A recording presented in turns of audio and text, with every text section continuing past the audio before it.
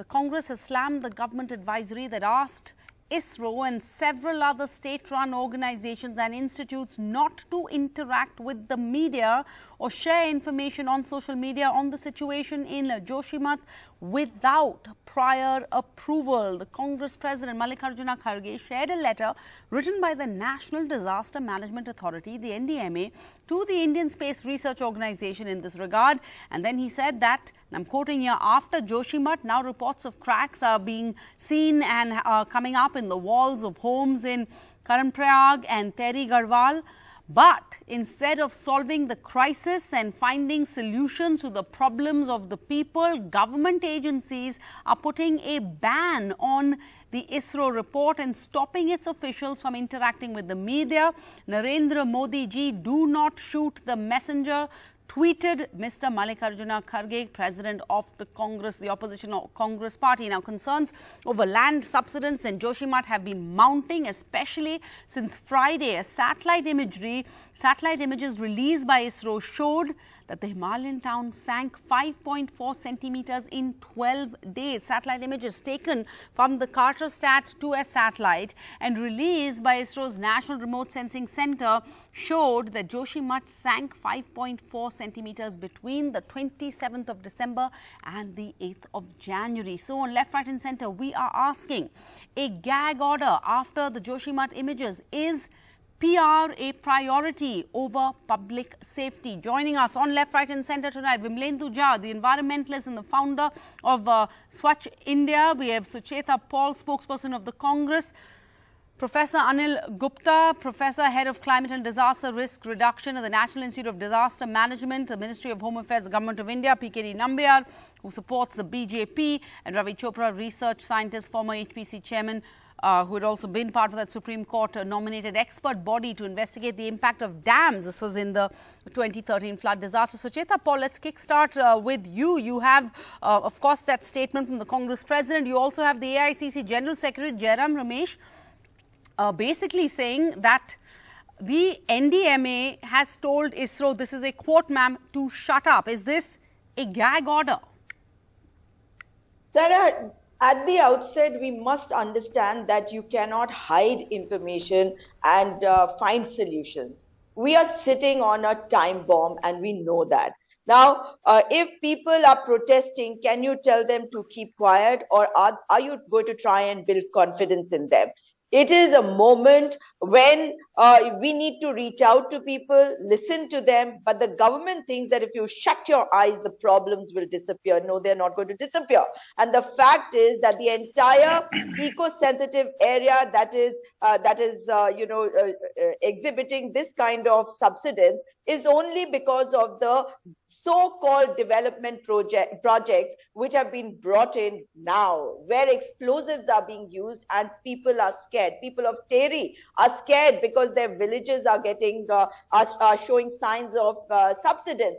In Karanprayag, you have a whole lot of houses, about 50 houses, which have already started showing cracks. In Tehri, the officers have gone to people and they've started telling them that, no, we are going to rehabilitate you. That's not enough. There is no plan for rehabilitation. Should this not have been declared a national disaster by the government? And if they have come up with these projects, these need a rethink to build confidence of the people. But here, an order is being issued to ISRO not to speak to the media, not to explain what is happening and give a scientific perspective to it. Professor Anil Gupta. Professor Anil Gupta, doesn't state-run organizations and institutions, experts asked not to make any unauthorized comments or statements on the situation in Joshimath? You know, that's counterproductive. You have an expert who cannot make unauthorized comments. So what's going on, sir, here? How would you read into this? Joshimath is sinking and the government is blocking information. The Congress spokesperson there says you should be helping to clarify the situation, not block information. As a professional in disaster management and as a professional in science policy practice interface, my reaction is that the issues are, the concerns are related with interpretations, and interpretations have to be done by the experts of that subject. any scientific interventions are to be carried by the scientific experts. Any other person, for example, when you are showing the images, a person who is not having the expertise and who is not authorized to make an interpretation may have his own viewpoints. Sometimes the viewpoints may be correct also, but there are chances the viewpoints may have some so kind of it says state-run organizations, experts are not to make any unauthorized comments. Surely there are ways out, a press conference? No, there are ways and means, and the assessments are done through a process. And the agencies of government also have some kind of protocols to share the information, particularly when any kind of information can create any unnecessary this thing. So there are protocols that need to be followed. The purpose of the advisory is not to deny information to the media, to the public, but to avoid confusion. Because, there are so many institutions involved in the process. They're giving their own interpretation to the situation. Do you accept this? Not at all, Sarah. So ideally, in a case like this, when you have a disaster which is already unfolding, you would ideally expect the scientists and the experts and people who understand the region to speak more, to tell you more for two reasons. One, that, we can actually in some way prevent more disaster. And the other is to mitigate the losses in some sense. And here, I don't know what Professor Anil Gupta was talking about, that, and what the government circular talks about in terms of confusion. There's no confusion. We are talking about two things here. We're talking about thousands of lives and families that are at stake. And the other is the entire ecological region of Himalayas, which is actually vulnerable and is at risk. And unless and until we actually bring this information of this disaster and many such disasters to the forefront and analyze with the scientific temperament, why is this happening and why has this been happening for the last 40, 45 years, and how we have actually ignored every such report. Like right now, imagine taking down the ISRO report means that you just don't want to accept that report, which basically means that you want to say everything is hunky-dory. Everything is all good, and perhaps they will repair this damage. We need to understand that this damage cannot be repaired. By the way, ISRO only talked about 5 some centimeters. The ground report says that the land has actually sunk more than 2 feet at several places. So when you have information like this, you cannot hide information. I think I think the concern is, do we not want an informed public? Do we not want an informed citizenry? Because we have, Professor Anil Gupta, I know you said that it's up to interpretation. These are not people who are not experts. But the point is, sir, with all due respect, directives have been sent to the Central Building Research Institute, that's the CBRI in Roorkee, the Geological Survey of India, the National Remote Sensing Center, NRSC, ISRO, the Hyderabad Central Groundwater Board. These are not laymen. These are experts. These are the greatest minds that we have studying all of this. Surely an expert should have the ability and the freedom to be able to speak if asked what is going on here. See, I want to just pick up, sir, 1 second on what Vimlendu Jha is saying. This is a moment of learning. This should be a moment of learning. We even had Sujata Paul saying that why block data that can help, in planning, for example, going forward. See, here I would bring the interpretation. See, these kind of challenges are multidimensional, and many institutions have to provide data and interpretations. And these are the experts. I totally agree with you. They are the expert of their own domains. And anywhere the information process in any kind of disaster situation is only given by an authorized agency.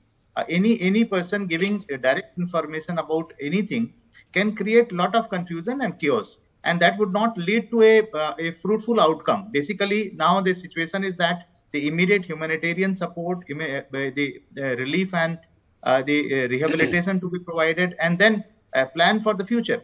So there has to be a holistic approach. We cannot have they small, All right, small but how segments does one plan for pass the on. future, sir, if it is not clear Yes. what exactly gone wrong currently? PKD Nambiar, for years, environmentalists, locals have been warning about indiscriminate construction in sensitive towns like Joshimath, ignoring many of these calls. You know, experts say governments have widened roads, they've built dams, they've built power plants, besides which are all required, but perhaps have they been built in an unplanned manner? We have hostels, multi-storied buildings, all of this has been allowed to mushroom. In the end, PR is a priority over public safety, yet we say we want to plan and learn from this? Well, Sarah, I believe that there is definitely no doubt that there are something which has happened very wrong maybe in our planning of the infrastructure development in the Himalayan region, even in the Western Ghats, on many other places, needs to be really reworked. There is no doubt. But is that the real time for us right now with this kind of a crisis in front of us? I think I agree with the professor that there are multiple agencies even the Prime Minister, he himself is looking into this overall crisis. We all know that. Nitin Gadkari was talking about it day before. In fact, I was there in that function.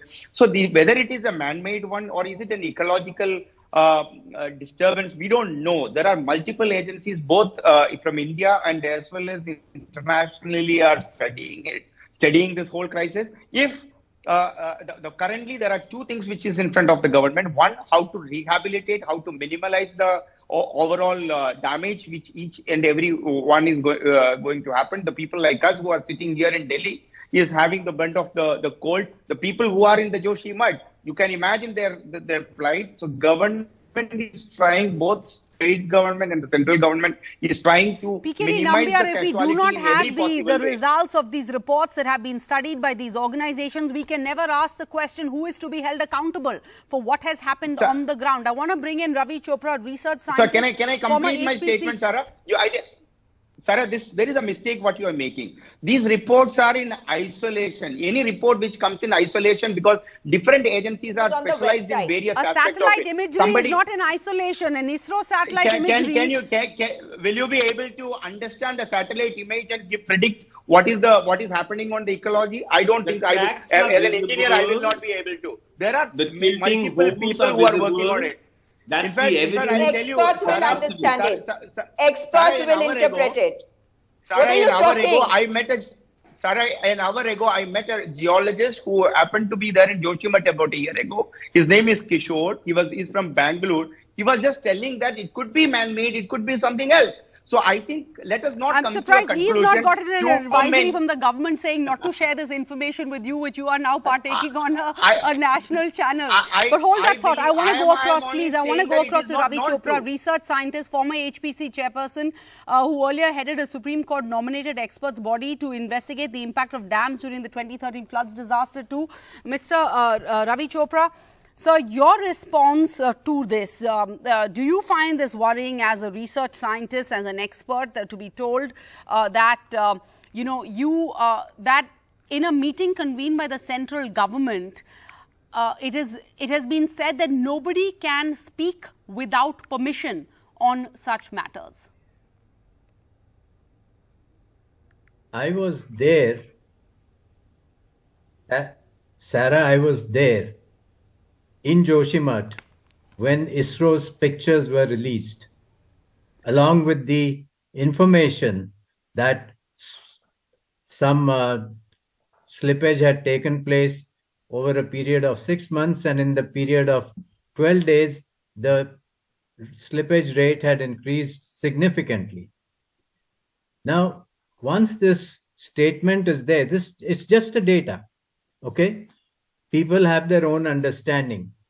The government and its institutions' credibility in the area is quite low, and people have their own ways of measuring things today. They are seeing their cracks widen, they are seeing their cracks deepen, and they are drawing their own conclusions. They don't need to wait for the government data. But that seems to be the concern of the government. It should be centralized. It should come from the government data. As PKD Nambiar says, Mr. Gadkari can speak about this at a public platform. He's a politician. But a research scientist, sir, to you, is that worrying? A research scientist does not have the authority to speak. It has to be cleared from above? Is this a bad precedent? I would certainly oppose such a gag order with all my might. You see this as a gag order? Idea. Yes, I think it's a terrible idea. Because my only question to you, sir, quickly is that it is not telling the media, where I can understand I may not as a lay person be able to understand what an ISRO satellite imagery is saying. I may need an expert, but we're actually telling the experts themselves they cannot speak to anyone. Precisely. The experts who are generating the data, they are being told that you can't talk on this. It's one thing that if Mr. Nambiar as an engineer is not able to talk on it, but if I'm the space research scientist, I should be able to talk on it. On your own work? Yes. On the work that you have spent time researching and studying. Well, okay, that is the state of affairs today. Precisely. Thank you so much, all of you, for joining us on this left, right and centre debate. PR, a priority over public safety. We'll continue to focus on the situation in Joshimath for you, our viewers. For now, we're completely out of time. Thank you for joining us on Left, Right and Centre. Bye-bye.